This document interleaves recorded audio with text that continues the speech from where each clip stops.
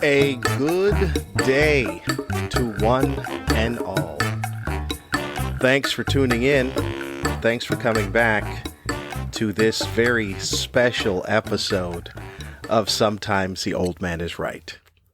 As always, I am your host, Lamont Ferguson, playing the role of the old man.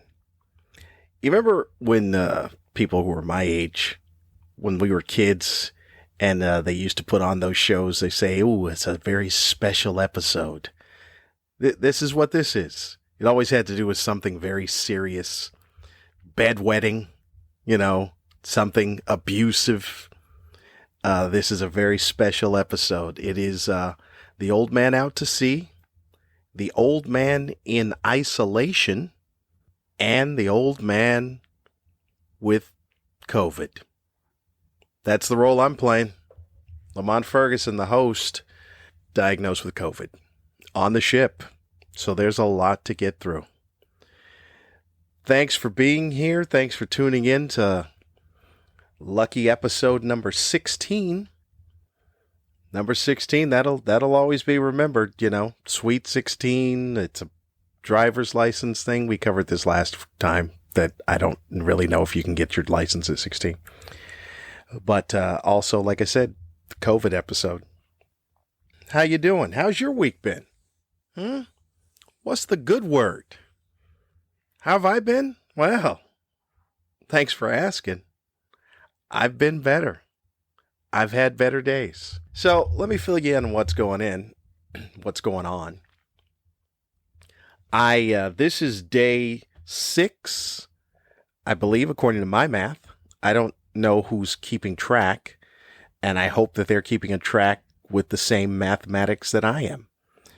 But this is day 6 in isolation, which is what is supposed to be 10 days. Positive COVID test results in 10-day isolation. So this is 10 days that I've not seen another human beings other than people that are on television. So right now, I believe humans are a theory. In theory, I could see what they look like. In reality, haven't seen any. We'll also be coming up on the most I've spoken in about a week. I'd say probably about, maybe about another 4 minutes. It'll be a new record. Maybe we'll stop the game. Someone will come out and present me with a microphone. The most I've spoken in over a week. It has been, I don't know. I mean, it's a weird process to go through, to sit in a cabin and only have access to, I do have access to outdoors because they did move me to a different cabin that has a balcony. And actually a very nice balcony. It's a huge balcony. So I can go out there and get fresh air and sunlight. But as far as a human interaction, every morning the medical staff calls me and asks me the same questions. Do you have any symptoms? My answer is no. And they ask me what my temperature is because I was instructed to take my temperature as soon as I woke up. It has been anywhere from 97.7 up to the high today of 98.0. That's what it's been for the 6 days. So 4 more days of this, and then I don't know if there's a party, if there's a conga line. I don't even know how to exit. I have to pick the right outfit on what I'm gonna exit with. It's got to be bold. It's got to make a statement. Maybe I'll actually shave because I haven't. I haven't shaved. I haven't cut my hair, which is just me shaving my head, because I need to see the progress of what it looks like for someone in isolation for 10 days. It feels very much like prison. It's very akin to being, I guess, solitary confinement. I don't know. I mean, I guess I do have a little bit more freedom because I know when this ends, or I know it will end, but Yeah, it's hard pressed to figure out what the difference is. So let's get into this, shall we? Let's figure out what's going on. What are my thoughts? Has anything changed? For those of you who tune in, you know the last episode I was railing against the CDC. And I know a lot of people probably think, hey, Lamont, now you've gotten COVID while being on the ship. Are you going to change your mind now? Are you going to be pro-CDC and anti-cruise ship because you got it on the ship? And to those people, I say, you have no idea who the hell I am, do you? You don't. Why are you even tuning in if you have those questions? I'm a man that says what I mean. I'm a man that says exactly how I believe. And it's going to take a lot to get me to change, because it took me a lot to get to that point to stating what my beliefs are. I'm still pro-cruise. I'm still look, the cruises are clean. And this is one of the things. I put it up on the Facebook. And I wasn't purposely trying to sound old, but it just came out that way. I put it up on Facebook about my problems with the CDC. And invariably, people will comment, oh, I saw a comment, I don't know why cruise ships are still a thing. They're petri dishes out there and people getting sick. And my thought is that if you think the cruise ship is a petri dish, then you don't know shit about science. And you probably failed it, because that is a shitty analogy. And you just don't know. So I was still in the fired up phase. And in essence, I typed what I kind of said in the last podcast about my thoughts on what the lengths that cruise ships were going through to make sure that it was the best possible environment. Then once I did get COVID, I posted that I had COVID, were diagnosed with COVID. Then, of course, the invariably type of aha type of sentiment comes through. Someone said, oh, you got sick on the clean cruise ship? And I had to set them straight and go, yeah, the cruise ships are clean. It's the people. The people are the ones that carry the virus. So I don't understand why this is so difficult to understand, because a ship sitting out in the middle of the ocean with no people on it is not manufacturing COVID. It's not how it works. The thing that brings it into the equation of COVID are the people. The people are the problem. So, yes, I'm still on the fact that the cruise ships are doing whatever it is they can. But if you still want to lay the blame, in the first part of this is what I'll talk about. It still sits at the feet of the CDC and the people that are in charge. And this is part of the problem. So I'm not going to go over all the things that I did previously, but I will tell you this part, that the reason the numbers look so bad for cruises is because the cruises are continually testing. And there seems to be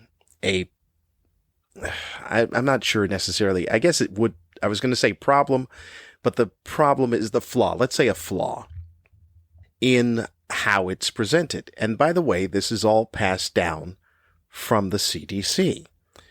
As I said, the cruise ships are doing whatever they can to keep the train moving, but the guidelines are placed by the CDC. So what happens is, as a part of a crew or staff, we are tested regularly. And therefore, once we are positive, then we are whisked away, and that we, are put into isolation. Or I've done a lot of my reading. I've done a lot of my internet, finger quote, air quote, research. And so there's a difference between isolation and quarantine, which, by the way, if you look it up, you really can't tell what the difference is. But I know this is isolation. I can tell you that much. I know this feels like a quarantined isolation is what it feels like. But we are tested on a regular basis. The passengers are tested twice before they step foot on the ship. But then they are only tested if they come forward to say that they have symptoms. So that is a flaw in the system, but that's the flaw that was agreed upon by the cruise ships that was put forth by the CDC.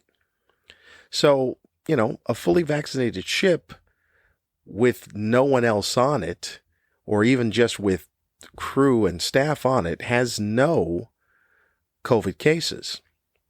The problem lies in the fact that you're relying on the honor system of the passengers to come forward and say, yeah, we are feeling sick, but they run the risk of being quarantined or isolationed. So it's almost a half-assed type of system, and this is the system that was put in place by the CDC that the cruise ships are complying to be in business. And I would say that they're there to make money, but they're not. I mean, really, I don't know which cruises and cruise lines are making money, because really, in essence, what they're doing is they're saying, okay, we'll comply with these rules so we don't lose as much money, because they've got to be losing money. The ships are not even half capacity. The fuel, to pay people to go out, they've got to be losing money, but they're like, what else can we do? We still want to be in business. So if we can not lose as much money and we're only losing this much money, then we'll go ahead and do it. But it is interesting to see the problems that the CDC is now facing, because even with that new guideline where if you're fully vaccinated and you test positive and you are asymptomatic for 5 days and you don't have a fever, then you can not be in isolation, but you have to wear a mask. The cruises are still going on the 10-day thing, because I would fall into that category. I would fall into the category of being asymptomatic for 5 days and not having a fever for all of those days, not even including the day that I was diagnosed, but yet 10 days. So they're being extra cautious. The problem is the CDC. And this comes from, whoever's above the CDC too. This is a leadership issue. And it has to do with the fact that, one, we're still dealing with this 2 years later, because at the very beginning, no one could be honest and just say, you know what? We don't know. We don't know. We're working on it. We're doing the best we can, but we don't know what's going on. And if you had that honesty to say we are doing our damnedest, but right now we're a bit puzzled. I know the idea is that we don't want to panic people, but if you don't want to panic people, then maybe just be honest. Your parents have told you this the entire time. You've heard the old adage, honesty is the best policy. Well, this was one of the cases where that should have been the best policy. I have done so much reading and research before doing this particular podcast on the CDC and what they know and the information that they're giving out. And it all boils down to a big, we don't know. And that's been the problem. It's boiled down to that by reading a whole bunch of things. And what they have done is the reason why we have so many conspiracy theories. I even saw a couple of days ago that there was a rally, anti-mask I didn't even know what they were. Just, what I call them, the anti people in Calgary. And they were busy chanting, "Stop the lies, stop the lies, stop the lies," which no one's really lying from my beliefs. But when you don't say you don't know, you open up cracks for conspiracies to grow. Had you just been honest in the first place and said, we don't know, we are working on this, then people will go, okay, well, they don't know. They were honest, they don't know. But when you have this attitude, and I don't know whether it's the arrogance of education or it's the arrogance of education plus being lifted to an quote unquote deity type of status, where it becomes, these are the smart people. These are the people that know. They know everything there is to know about this, and you don't know anything. And this is what happens. You create a chasm. You create this, there's a chip in the vaccine. There's a stop the lies rally. Oh, they're hiding something. The only thing they're hiding is that they don't know.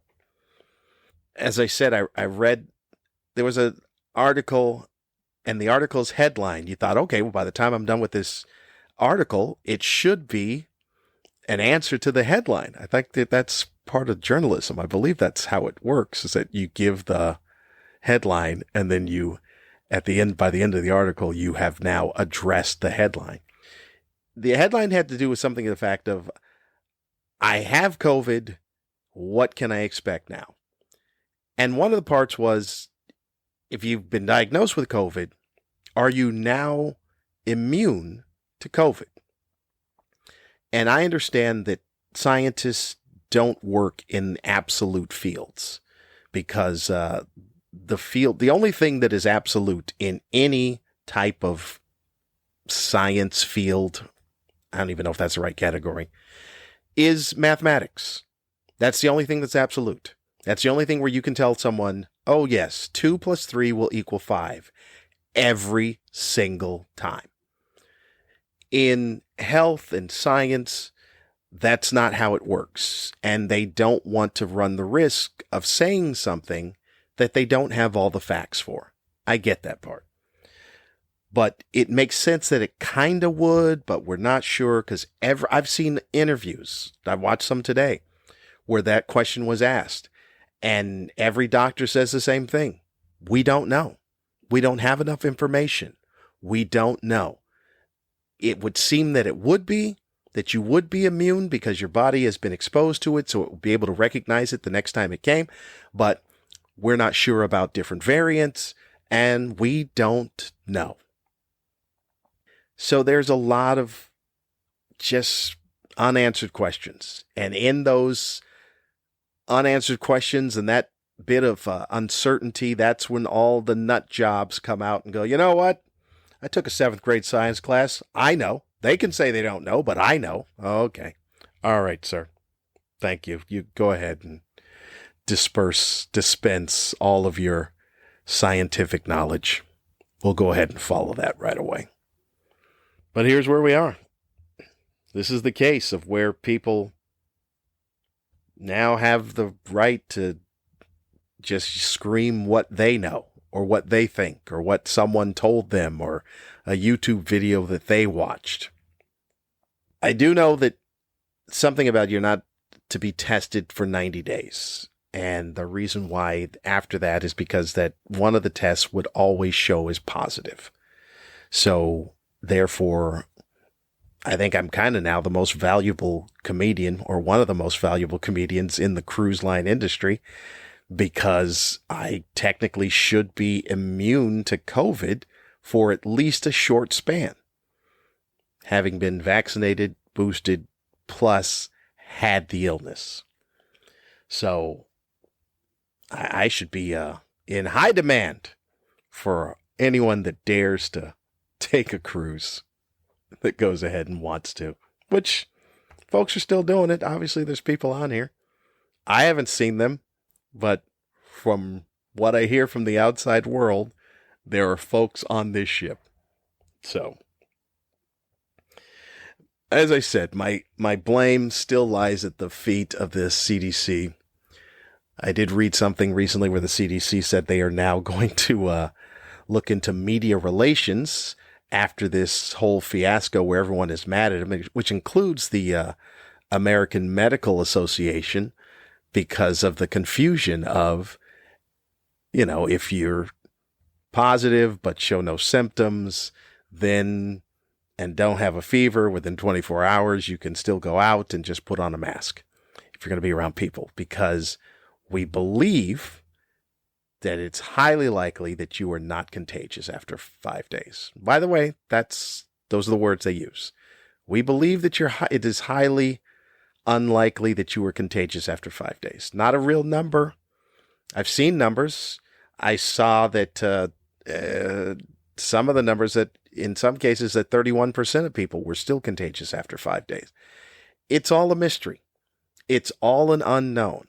And that's why in 2 years, we still haven't gotten any further. Or is it farther? I never get that right. You know which one it is. And that's the one I mean. That we've not moved along in the 2 years. Or I guess we have, but it doesn't really feel like it.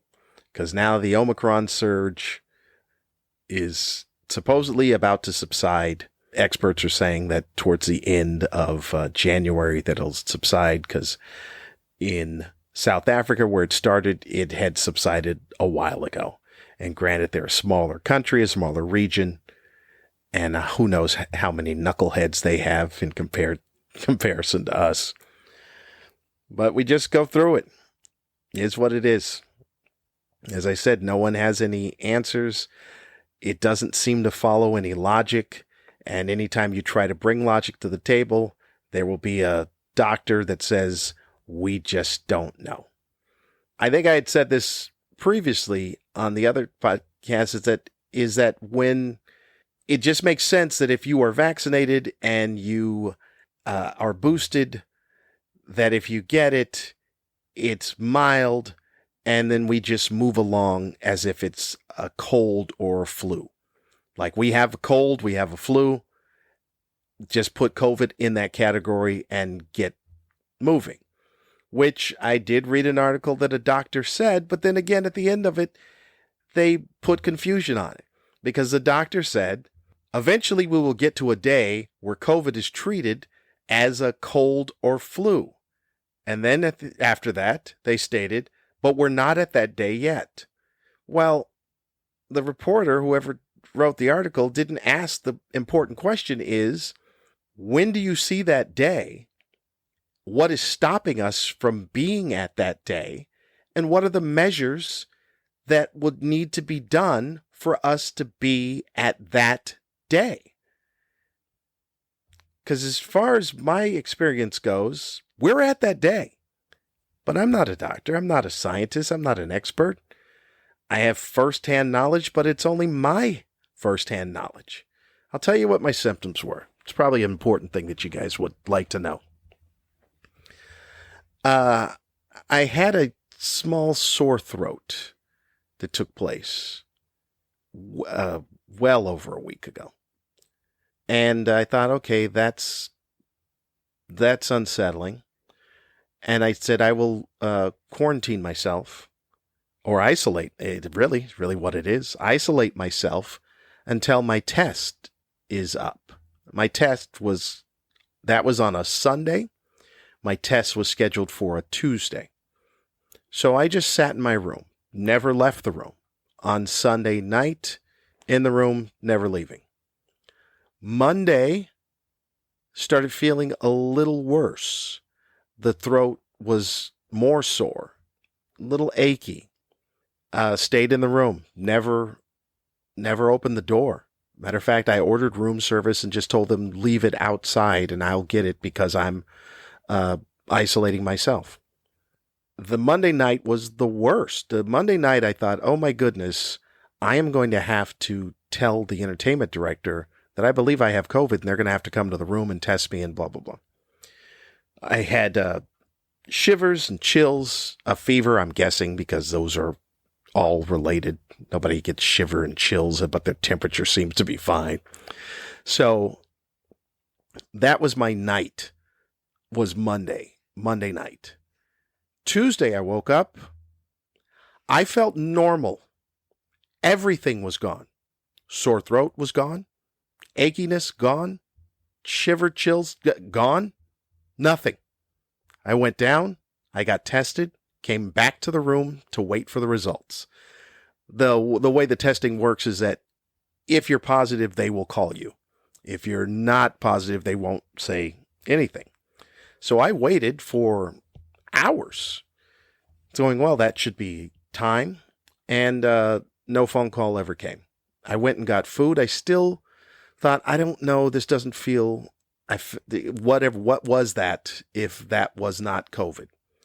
Just sat in my room all day, Tuesday. Wednesday still felt normal. Thursday went in for another test. That test was also negative. Friday normal, Saturday normal, Sunday normal. Sunday went in for another test. That's the schedule to that test. That's the test that came back positive. And then the scary process began. It is like I told you, I am still pro Cruise. They are doing everything they can. But it is a scary process to go through. And if I will say that there's one thing that the cruise line could do, and that is maybe a little bit elevate, amp up the compassion a little bit, because there's a lot of psychological things that go on once you end up testing positive. I was told I took the test. Obviously, there was a problem because I got called back into the room to take the test again, and then was told afterwards to go to my room and not do anything. Just sit and wait for them to call. So I knew, something's up.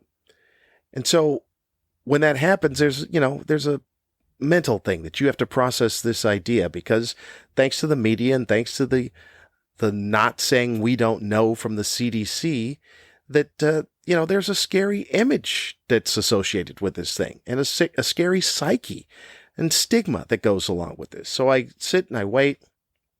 About a half hour after that, or maybe a little longer, someone calls me and says, well, you tested positive. We're going to isolate you for 10 days. My reaction was shock, as well it should be. And the woman says, well, yes, we got to isolate you. Because I just said, I said, really? And she says, yes, because we can't have you around. You're positive and you'd be infecting other people. And I said, yeah, I'm aware of that, but it's just a little unsettling to hear it. So this is the point what I'm making about the cruise lines, is that you could be a little more compassionate, as opposed to, well, of course, what do you mean? Of course, because I didn't pack COVID in my suitcase.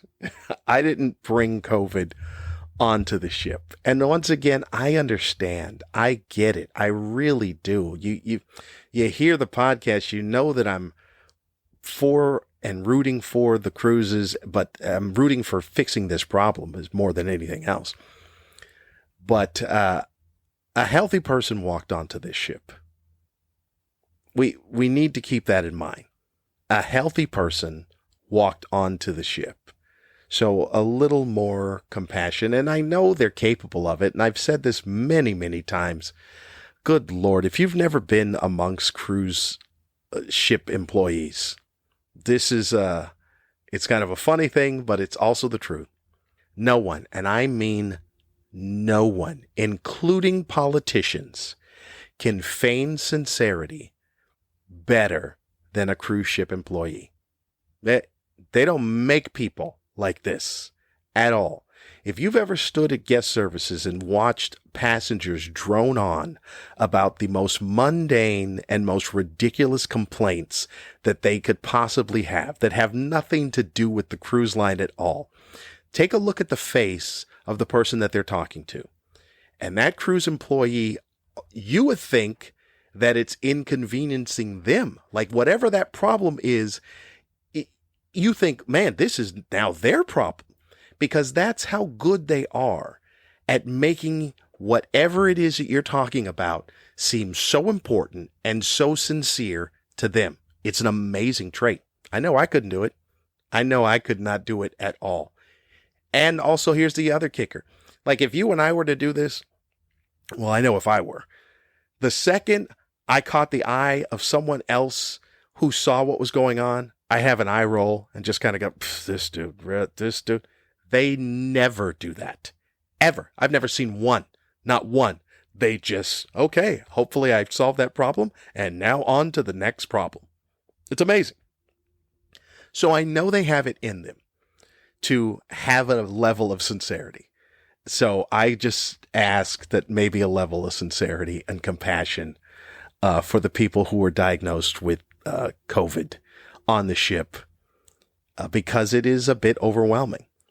And I'm not sure whether or not it's it's a crew thing or a staff thing because, I don't know. It would take, like I said, the honor system for a passenger to be diagnosed with COVID as opposed to us who would be regularly diagnosed because we're regularly tested. And that is one of the things where, like the Donald Trump thing, and where he said, remember the press conference or whatever it was, where he's just said, we have more cases because we're doing more testing. Well, what he says is the truth. The reason why there are so many cases and it gets the public eye on cruise ships is because they are regularly testing. So it's one of those cases where it's like, yeah, we're doing the right thing, but now you're pointing the finger and saying we're the bad guy because we're doing the right thing. If more people outside were tested, you'd end up with way more cases. But here is, the catch-22 of it. Crew and staff tested regularly. Passengers only tested if they exhibit symptoms, and if, when they exhibit those symptoms, they come forward and say, we're having symptoms. It's almost a point where if you would like it to be fair across the board, we do one or the other. We either test everyone regularly or we test no one until you have symptoms. So that is like I said, it's an interesting catch-22. But after you are diagnosed and you've sat in the room and they make the phone call and they tell you that you are positive and that you're going to be sent away to a different section of the ship for 10 days and pack enough for 10 days. How much time do you need to pack? When you tell someone how much time do you need, there's a level of stress that gets added onto that. You're like, oh my goodness, there's a time frame now. I got to be out, And so you tell them and then you pack up and then another person calls. And that was actually the one time where someone actually had a little bit of compassion because I think it was the doctor and they said, you're going to be okay.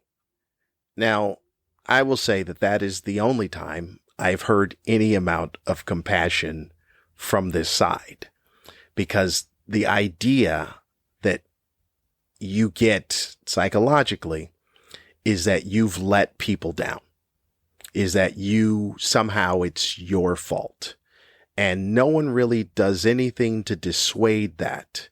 And that's where I think that the lines could do a little better, to let the people know, you know what, I know this is not your fault. And it just happens. And we're sorry that you have to go through this, but this is what has to be done. Those words right there would be enough to kind of help. Those words weren't spoken. So when they do show up and they are told, I was told that they can't help you with your luggage, which is fine. I get that. But if you remember the scene, I keep using this as an example because I guess this is how old I am. You remember the scene in E.T. where the government shows up with the hazmat suits into the house because they believe that the alien is in the house? That's kind of what happens. There's a knock at your door. You open the door and there's hazmat suited folks standing there, and you are lugging your luggage out under the guidance of whomever it is your guide. And there are two people there behind you with spray that spray every step that you were in. Do you understand what I'm saying? You take a step forward, I'm spraying that spot that you were just in. And they do that the entire way. And that's a bit daunting. That's a bit type of, oh my God, is it this serious? Is it? And, I get, in the cruise ship industry where it's a close place and you've got other passengers, yes, it is that serious, but it's a bit much. And maybe having people told ahead of time, look, this is what's going to happen. It's going to be a little unsettling. It's going to be a little alarming, but you're going to be okay. And then you walk through, you get to the elevator, and there's just a line of people pointing with a distance away from you to your room. And you get in your room. You were prattled off a set of instructions, given a packet of paper, a thermometer, which is not told how to operate, by the way. And in essence, good luck. Door closes and you won't see another human being again. That could be done a little better. That whole process could be done a little bit better. Now, I will say that there obviously is a difference between crew level and what my level is, which is guest entertainer. So you get a packet that says, "Dear team member," which is what the crew are. And then later on, I got a letter that was addressed to Mr. Ferguson, which is how would they address me any other time on the ship. But there seems to be a little bit of confusion on that. And, I'm not an elitist. I say we're all people. Like I said, keep in mind that a healthy person walked onto the ship. Keep in mind that no one purposely got sick. And it is unfortunate, and I understand it. But, we're people. There's a point where all you get are those phone calls every day where you just feel like answering the phone like, okay, yeah, case number so-and-so, and these are the numbers. Because it doesn't feel like you're being treated as a person. It feels like you're being treated as a case number until you get people status once again. As I said, a healthy person walked onto this ship. And without being so bold as to point fingers and stuff, this is again from the CDC.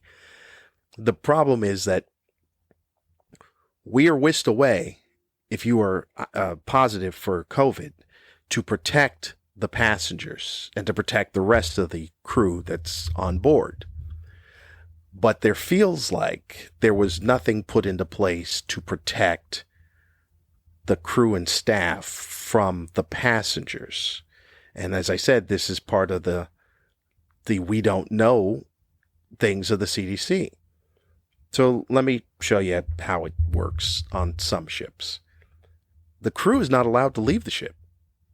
Remember when I got on the first ship that I went on for 3 weeks? I was never allowed to leave the ship.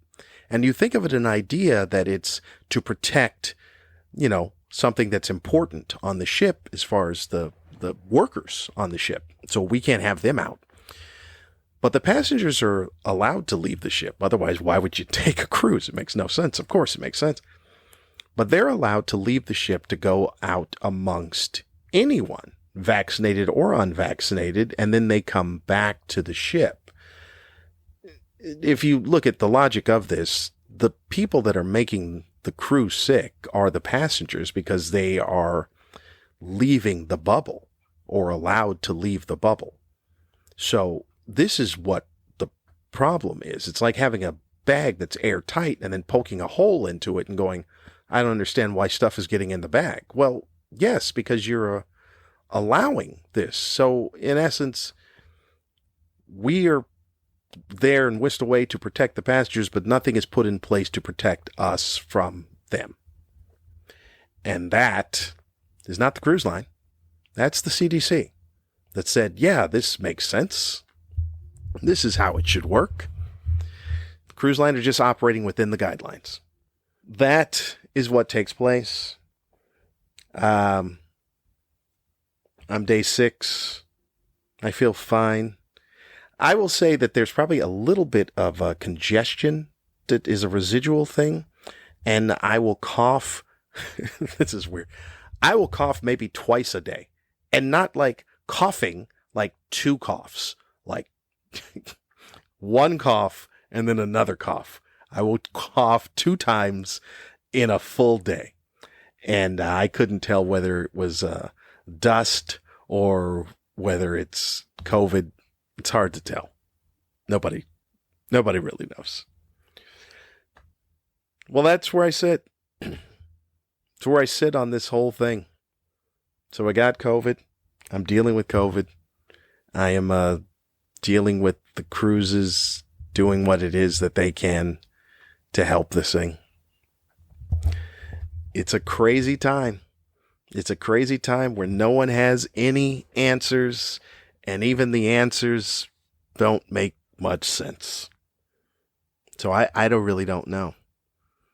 I know that I did post that I had COVID, and then an anti-vaxxer posted, yeah, I have COVID too, and my symptoms were the same as yours.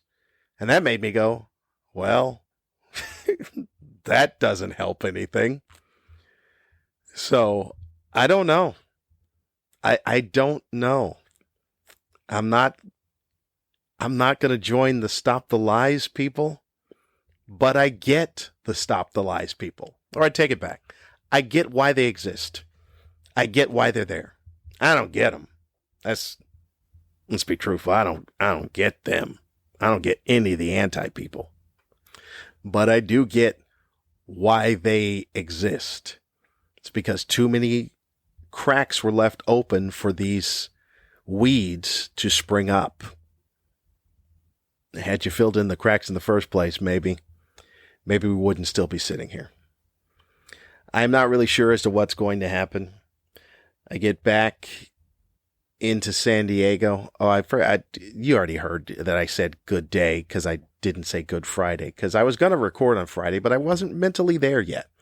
It's almost a point where I wanted to make sure I had as much information as I possibly could before hopping on the mic and doing this thing.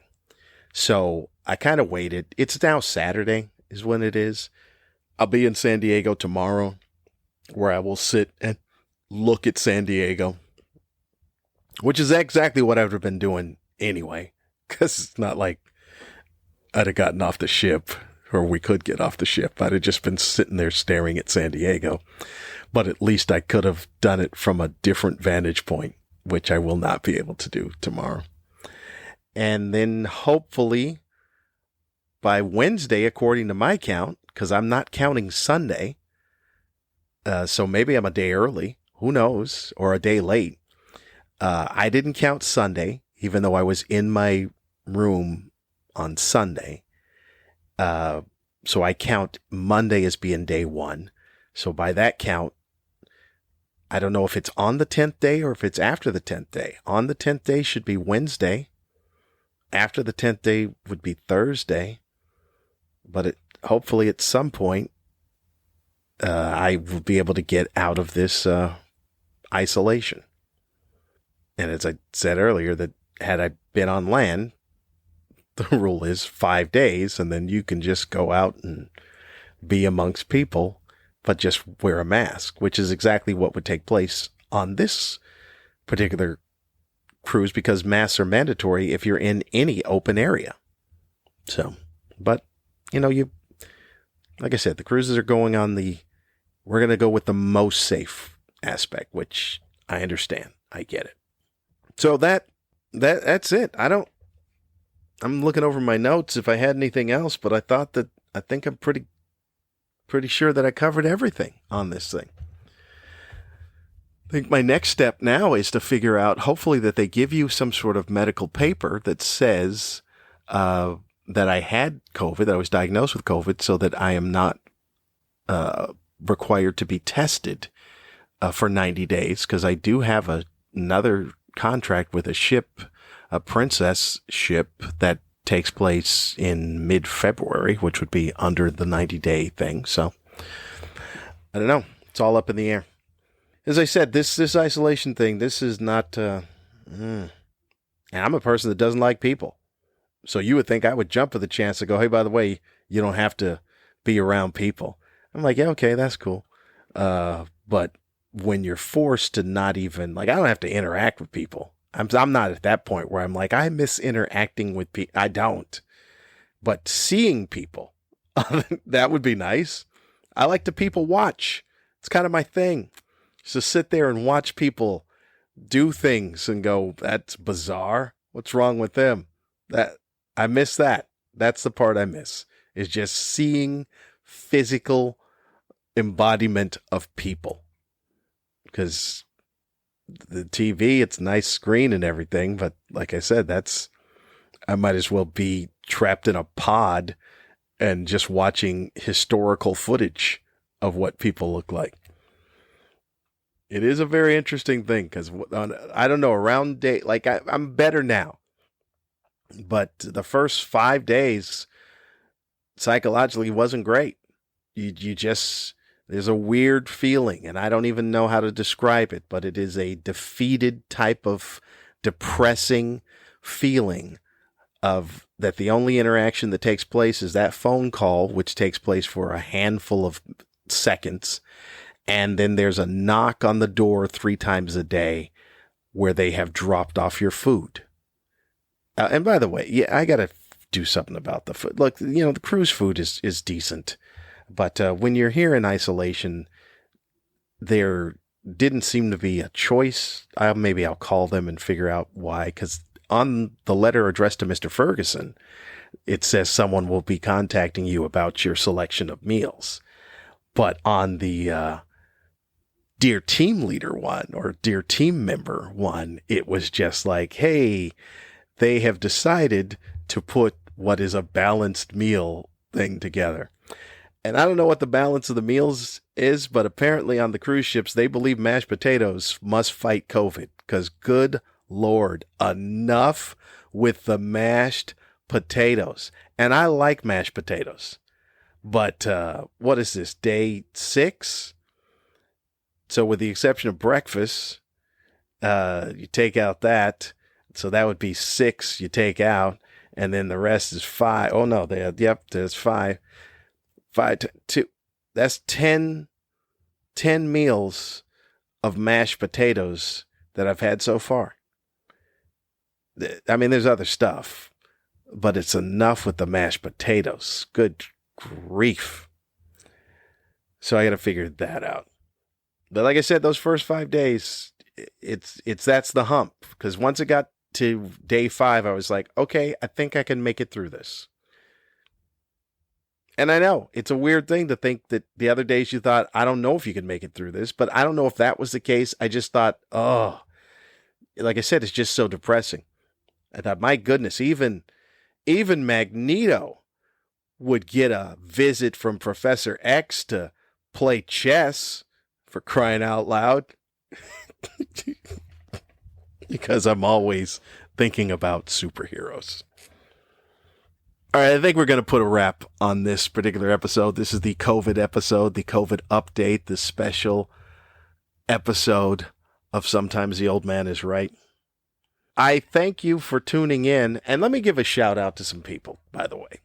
Some people that actually help along. Obviously, my family, but to Mike Siegel, who is the other comic who is on board the ship, who calls my room every 2 days just to check in and see what's going on and give me a report from what's going on the outside. And that means a lot. It meant a lot. It helped me get through. I mean, I'm not through yet, but just a shout out. That's a good dude is what that is. That's good people to be able to call you up and say what's happening. To my agents who also do the same thing, who the second I said that to give them a report that, hey, I'm now in isolation with COVID, called immediately to say, hey, just how you doing? Sorry you had to go through this. Anything you need, you let us know. That meant a lot too. It was, like I said, it helps. Every little bit helps. So I appreciate that. A shout out to Artist Wes. And then Lewis Johnson, Lou calls in, checks out, sees what's going on here. So shout out to my man, Lewis Johnson, who knows what it's like to be in the isolation. He did it for 2 weeks. When he first started getting onto the ships, that was the decision, was we're going to isolate people for 2 weeks. That was well at the beginning of Cruises returning, because he was the first comic back on a ship. So he knows what this is like. So shout out to all those people to help me get through this crazy time. I know a lot of other people have had to do it, and I'm just next in line. That's kind of how I view it. There's a lot of other stuff that took place that I saw. Maybe I should do it. Maybe I should talk about it. I was just going to wrap up, but you know what? Maybe I will talk a little bit about some of the stuff. One of the things I'm going to save for next week. I've been watching movies. That's all I've been watching. Movies like crazy. What did I watch? I watched The Matrix Resurrection, and I saw a lot of people that were complaining about it, and you know me, I think I've gone over this before. I'm the wrong guy for movie reviews because I like most movies. Like, I'm the guy that they made movies for. I watched The Matrix Resurrection and I loved it. And I enjoyed it so much. The next day, I watched it again before it expired on my HBO Max thing. And I really enjoyed it. I thought the story was told well. I thought it tied in perfectly to the previous story. I wonder how this would play if I did a Matrix marathon. And I don't think it would play correctly. I think the space, granted, 20 years is a long time, but the space between the last movie and this movie was right. Because it is a thing where you have to wait that time and then figure out what's going on. So, my review is that I enjoyed it. And I also enjoyed the fact that Keanu and Carrie said that if the Wachowskis were interested in doing another one, that they'd be there for another one. And you know who'll be there for another one? Me. I'll be there for another one. And all you people complaining about stuff, I think you're just miserable in the first place. So I watched that. I watched a movie on the Cruise Network, which is called Underwater. Now, here, this will be the last thing I talk about. I have a weird relationship with, I call her Mopey. That's the funny thing, is that I refer to her as Mopey. And now I can't even think of her name off the top of my head. The girl in the Twilight, Kristen Stewart. I refer to her as Mopey because every time I see her on screen, it just looks like she's mopey. She's the embodiment of mopey. Now, here's the thing about it. I don't think that I dislike her. I think she's really good at being mopey, and I'm fascinated by every time she's in a role that she just plays it mopey. Now, I didn't see her playing Lady Di in the last project that she was in, but I've seen her in other movies, and sometimes I believe that she is miscast as being this, whatever it is, the leading role of the romance interest thing, because I've seen other movies. She is an amazing action star. She should be the next big female action star, because every time I've seen her in an action movie, I think this girl's being miscast for movies. Now, granted, it's her choice to decide what the movies are that she does, but she's fantastic in action movies, because that's where you could use someone that's mopey and kind of detached from things. I like that. So I've seen her in action movies, and she's great. I love her in that. Other times I see her, I'm like, oh, great. Here comes Mopey. Mopey's going to be on the screen and stuff. But I don't turn away. I still enjoy her work. I think she's talented at what she does. So I watched this movie called Underwater. I don't know if anyone's even heard of it, but she's the lead in this movie. And she's a little mopey, as she normally is. But she's also fighting creatures at the bottom of the ocean.